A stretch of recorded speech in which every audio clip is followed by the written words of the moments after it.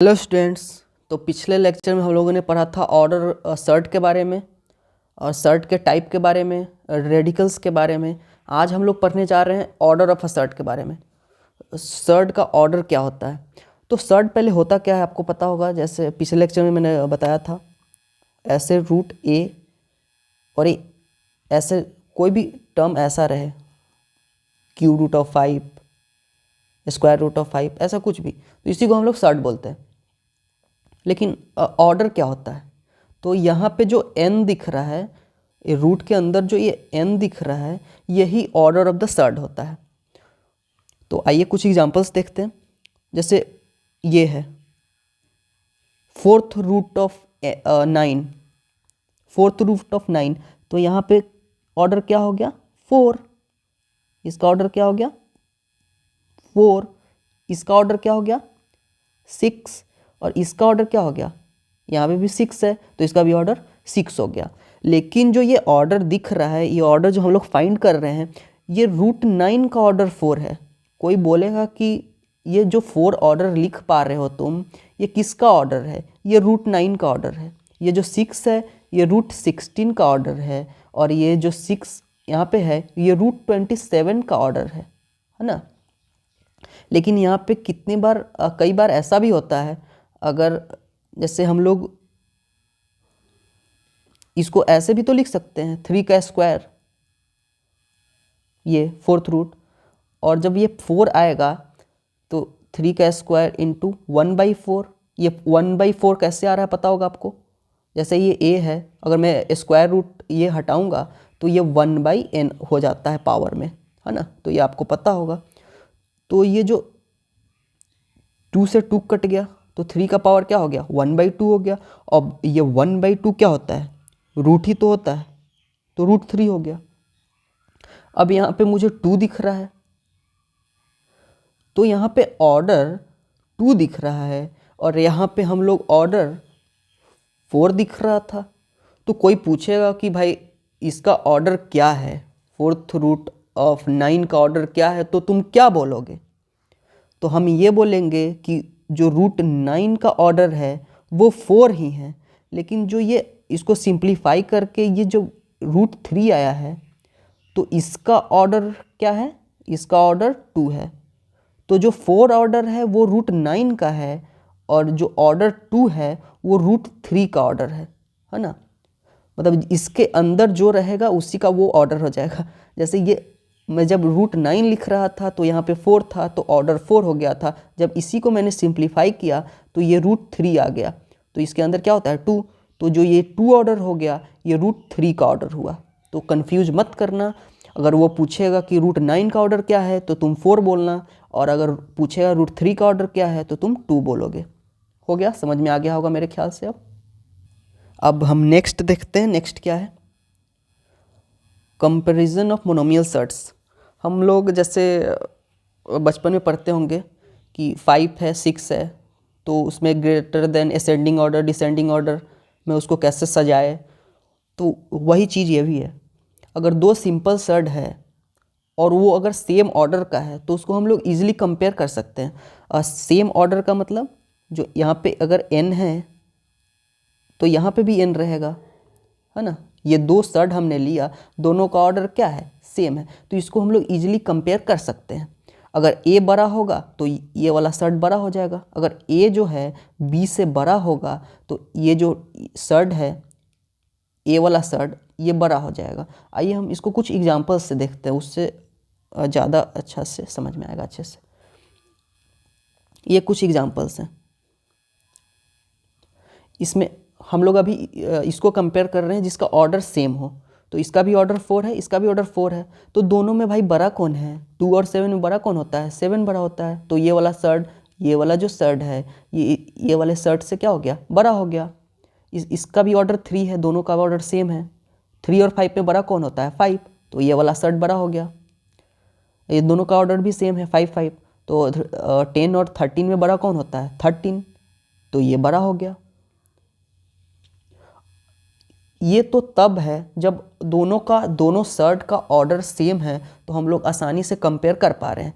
लेकिन अगर what if orders are different. लेकिन अगर ऑर्डर दोनों शर्ट्स का जिसको हमको कंपेयर करना है, अगर दोनों शर्ट्स का ऑर्डर अलग अलग है तो उसको हम लोग कैसे कंपेयर कर पाएंगे।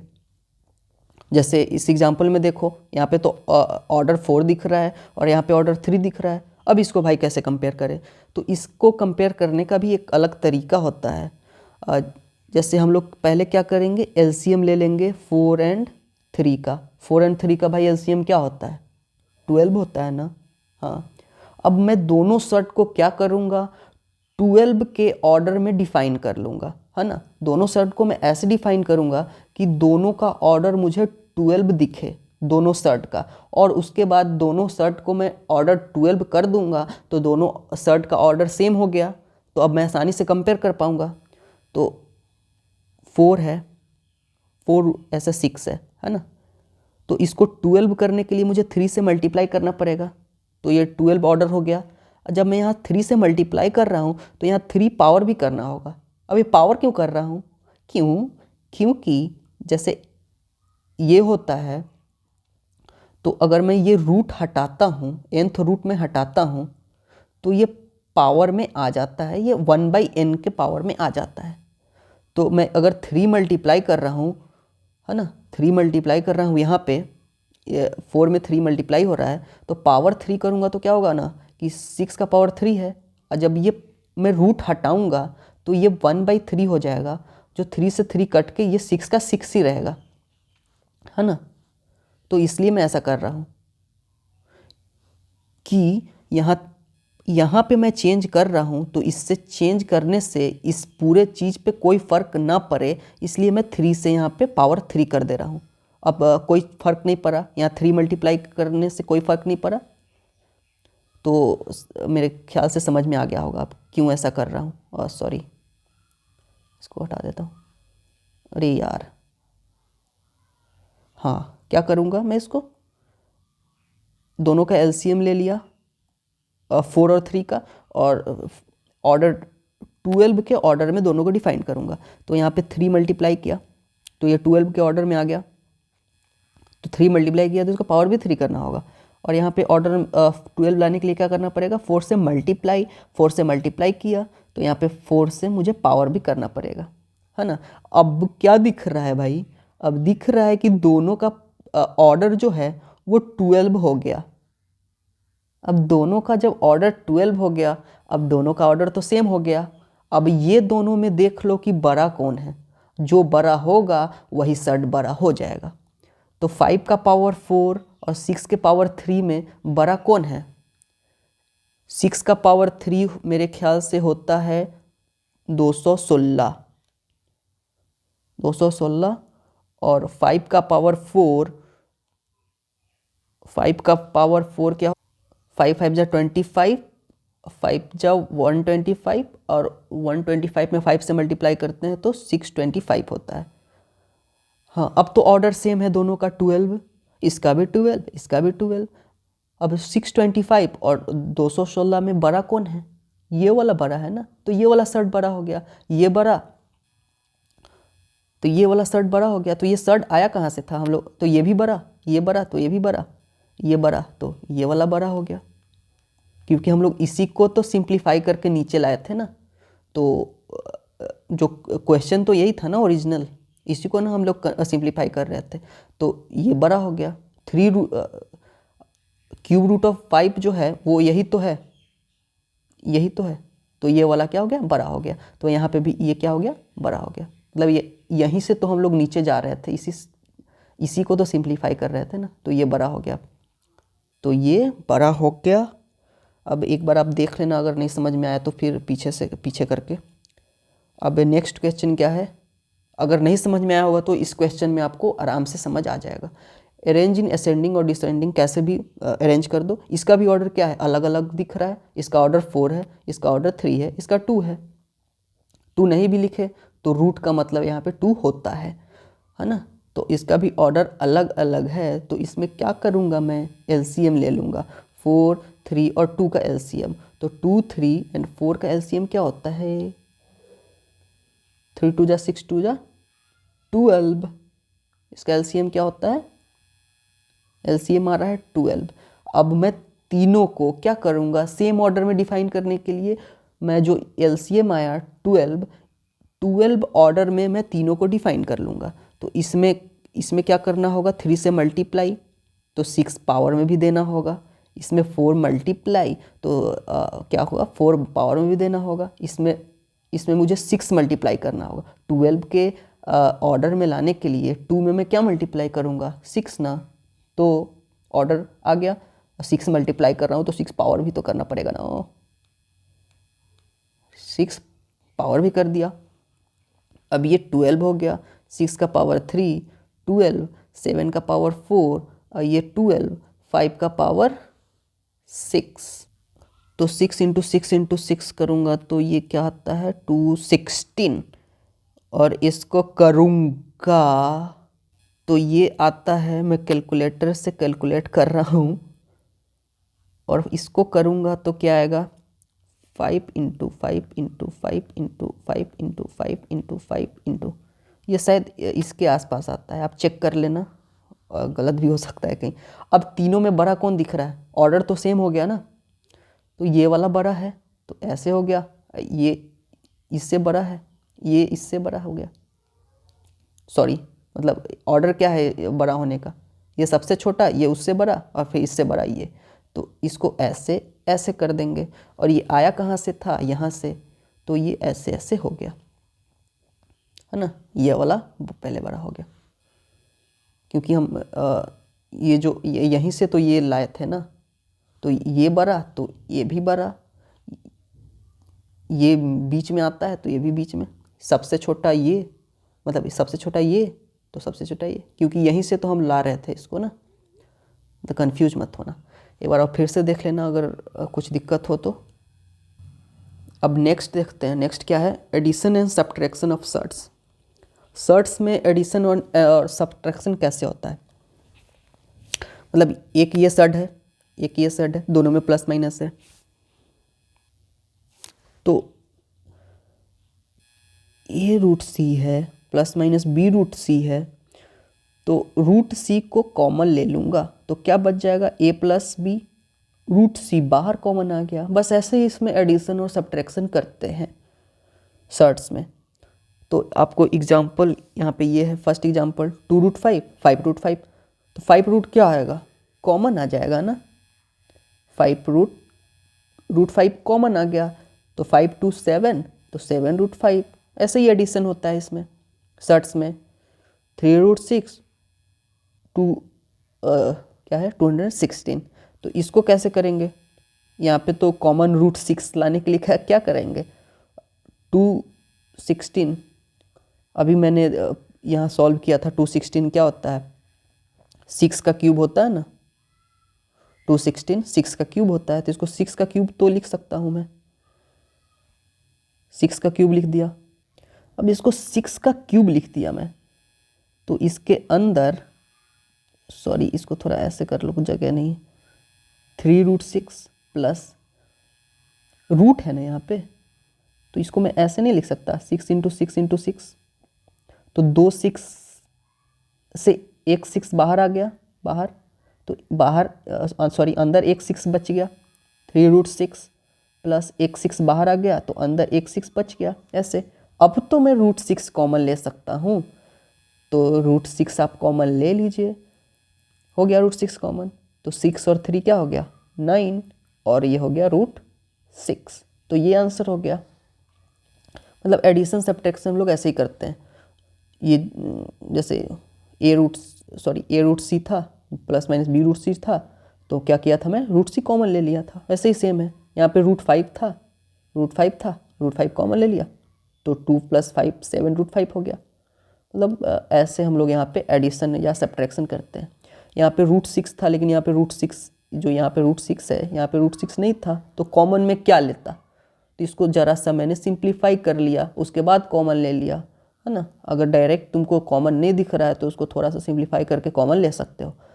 नेक्स्ट क्वेश्चन ये है, मेरे ख्याल से कर सकते हो तुम। तो इसमें क्या करूँगा, इसमें भी कॉमन लाने के लिए मुझे ऐसा रूट तलाश करना होगा जो तीनों में कॉमन हो। तो इसको सिंप्लीफाई कर लो ना, 2√3 इसको रहने दो। 12 को क्या लिख सकते हो, 4√2 सॉरी 4 × 3, और इसको क्या लिख सकते हो, 16 × 3 लिख सकते हो 48 को। अच्छा लिख सकते हैं। √4 क्या होता है, 2, 2 बाहर आएगा तो 5 से मल्टीप्लाई होकर 2 क्या हो जाएगा 10, अंदर बच जाएगा √3। ये 16 का रूट क्या होता है 4, बाहर आएगा तो 4 3 ज़ा 12, अंदर बच जाएगा 3। अब तो 3 कॉमन आ रहा है √3, तो कॉमन ले लीजिए, 12 √3 आ गया कॉमन। तो 12 और 2 जुड़ जाता है तो हो जाता है 14 - 10 √3, तो ये हो गया 4√3, आंसर आ गया। ओ नेक्स्ट है सर्ड में हम लोग मल्टीप्लिकेशन और डिवीज़न कैसे करते हैं। तो ये मल्टीप्लिकेशन का फॉर्मूला है, मल्टीप्लाई कैसे करते हैं हम लोग। जैसे n√x है, इनटू करना है n√y से, n रूट नहीं बोलूँगा इसको sorry, nth root of x और nth रूट ऑफ y। तो इसको मल्टीप्लाई कैसे करूँगा, दोनों का तो ऑर्डर सेम है, तो ये रूट के अंदर x और y मल्टीप्लाई हो जाएगा और ऑर्डर n का n ही रह जाएगा। तो ऐसे हम लोग मल्टीप्लाई करते हैं। जैसे तुम लोग देखा होगा √2 और √3 को अगर मल्टीप्लाई करते हैं तो क्या होता है, √2 × 3 हो जाता है ना, 6 हो जाता है ना। ऑर्डर यहाँ पे भी 2 था, यहाँ पे भी 2 था, यहाँ पे भी ऑर्डर मल्टीप्लाई करने के बाद क्या है 2 है, तो ऑर्डर सेम का सेम रह जाता है, सेम यही है और कुछ नहीं है। कुछ एग्जाम्पल्स हम कर लेते हैं। तो इसमें क्या है, दोनों का ऑर्डर तो सेम ही है, यहाँ पे भी 2 है ऑर्डर, यहाँ पे भी 2 है, तो इसको मल्टीप्लाई कैसे करेंगे, मल्टीप्लाई इसको ऐसे करेंगे, रूट के अंदर दोनों को मल्टीप्लाई कर दो बस। नहीं कर सकते क्या, 15 को लिख सकते हो 5 × 3 = 15, 7 × 5 = 75। रूट के अंदर से 2 5 है तो एक 5 बाहर आ जाएगा और अंदर बच जाएगा 7 × 3 जो 7 3 = 21। ये क्या हो गया हमारा आंसर। अब यहाँ पे डिवाइड है, डिवाइड कैसे करते हैं पता होगा तुमको। 2√3 है तो ये इंटू होके नीचे 1/3 इंटू 3√27 लिख सकते हैं इसको। अब यहाँ पे तुमको क्या दिख रहा है 2√3, 27 को 9 3 जा नहीं लिख सकते क्या, 9 3 जा क्या होता है 27 ही तो होता है। तो 2√3 ये 9 √9 क्या हो जाएगा 3, तो 3 क्या हो जाएगा बाहर चला आएगा, कर ही देता हूँ नहीं समझ में आएगा कहीं तो 3 बाहर कर दिया मैं और एक 3 अंदर रह गया, एक 3 अंदर रह गया, तो √3 से √3 कट गया तो 2/3 3 ज़ा 9, इसका आंसर 2/9 हो गया। नेक्स्ट क्वेश्चन करते हैं मल्टीप्लाई। ये जो 3 है इसके अंदर है, 3 बाहर नहीं है, मतलब 3√3 ऐसा नहीं है, 3 अंदर लिखा गया है। कई बार ऐसा होता है कि हम लोग कंफ्यूज कर जाते हैं। तो 4√2, तो अब क्या है यहाँ पे मल्टीप्लाई करना है, लेकिन ऑर्डर दोनों का अलग अलग मुझे दिख रहा है। अरे भाई इसका तो ऑर्डर 3 दिख रहा है और इसका 4 दिख रहा है। जब ऑर्डर सेम होता था जैसे √2 × √3 तो हम लोग √6 लिख देते थे, क्यों, यहाँ भी ऑर्डर 2 होता था, यहाँ भी 2 होता था, तो यहाँ पे भी हम लोग 2 ऑर्डर लिख देते थे। लेकिन यहाँ पे ऑर्डर अलग अलग है, तो सेम वही एडिशन वाला फंडा अपनाएंगे, एलसीएम ले लेंगे 3 का और 4 का। 3 और 4 का एलसीएम क्या होता है 12। अब दोनों को मैं 12 के पावर में डिफाइन कर दूंगा, 12 के ऑर्डर में, है ना, दोनों सर्ड का वो मैं 12 के ऑर्डर में डिफाइन कर दूंगा। उसके बाद दोनों सेम ऑर्डर में आ गया तब मैं उसको मल्टीप्लाई कर दूंगा, जैसे मैं एडिशन में करता था। तो 12 के ऑर्डर में लाने के लिए इसको मैं क्या करूँगा 4 से मल्टीप्लाई। अच्छा 4 से मल्टीप्लाई कर रहे हो तो ये पावर भी तो 4 करना पड़ेगा ना, ठीक है। और इस वाले सर्ट को कैसे डिफाइन करोगे, इसमें 3 मल्टीप्लाई करोगे तब 12 के ऑर्डर में आएगा। तो 3 जब मल्टीप्लाई कर रहे हो तो 3 तो पावर में भी जाएगा, हो गया। तो दोनों सर्ट कैसा दिख रहा है, अब दोनों सर्ट सिंप्लीफाई होके ऐसा दिख रहा है 2 का पावर 3। अब दोनों को मल्टीप्लाई कर दो, ये जो दोनों मल्टीप्लाई होके आएगा वो यही तो होगा, है ना, क्योंकि मैं इसी को तो सिंप्लीफाई कर रहा हूँ नीचे आके। तो दोनों को मल्टीप्लाई कर दो। कैसे करोगे मल्टीप्लाई? ऑर्डर सेम रहेगा, दोनों को मैं अगर मल्टीप्लाई करूँगा तो ऑर्डर सेम रहेगा, 3 का पावर 4 इंटू 2 का पावर 3 होगा। अब दोनों को मल्टीप्लाई करो तो 3 का पावर 4 क्या होता है? मल्टीप्लाई कर दो भाई। 3 3 ज़ा 9, 9 3 ज़ा 27, 3 ज़ा 81 एंड 2 का पावर 3 8। तो इसको लिख दो। 81 मल्टीप्लाई और करना है तो कर दो। 8 1 ज़ा 8, 64। बस यही आंसर हो गया मल्टीप्लाई करने के बाद। मतलब इसको और भी सिंप्लीफाई करना चाहे तो कर सकते हैं, उसमें कोई दिक्कत नहीं है।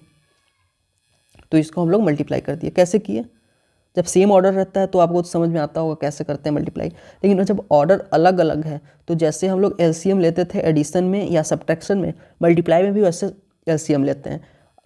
तो दोनों ऑर्डर का मैंने एलसीएम लिया 3 का और 4 का। जो एलसीएम 12 आया तो दोनों सर्ड को, ये जो सर्ड है और ये जो सर्ड है, दोनों को मैं 12 के ऑर्डर में डिफाइन कर लिया।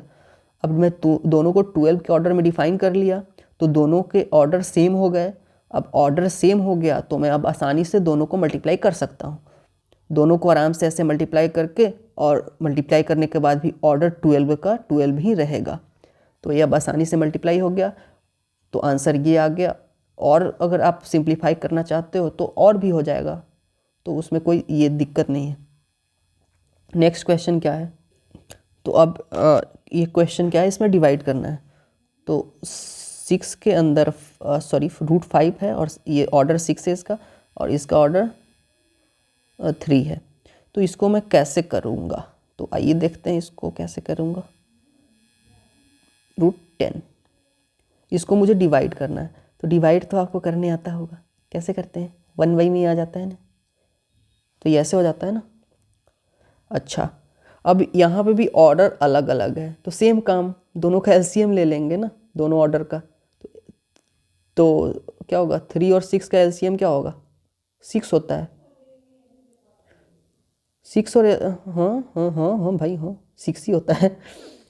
तो अब मैं 6 के ऑर्डर में डिफाइन कर लूँगा दोनों को। तो ये तो पहले से ही 6 के ऑर्डर में डिफाइन है, तो ये तो जस का तस वैसे ही रह जाएगा। मुझे इसको डिफाइन करना है 6 के ऑर्डर में, तो ऑर्डर सेम सेम हो जाएगा। तो ये 6 के ऑर्डर में पहले से है, इसको मैं अगर 6 के ऑर्डर में डिफाइन करूँगा तो 3 में 2 से मल्टीप्लाई करना पड़ेगा। तो 3 में अगर मैं 2 से मल्टीप्लाई करूँगा तो यहाँ पे 10 का पावर भी मुझे 2 करना पड़ेगा। तो ये क्या हो जाएगा? 6 5 इंटू 1/6 और ये √100। अब पावर सेम सेम हो गया, तो ऐसे लिख सकते हैं इसको, 6 5 100 लिख सकते हैं ना। अब तो ऑर्डर सेम हो गया, तो इसको मैं ऐसे भी तो लिख सकता हूँ ना, 5/100। तो 5/100 क्या होता है? 25 जा होता है, 25 जा 100, तो ये 1/20 हो गया। तो डिवाइड करके क्या आ गया? ये हमारा आंसर हो गया। इसको ऐसे लिखो या 6 को 1/6 पावर में करके लिख दो, ये हमारा क्या हो गया? आंसर हो गया। तो हमारा आज का लेक्चर समाप्त होता है। धन्यवाद।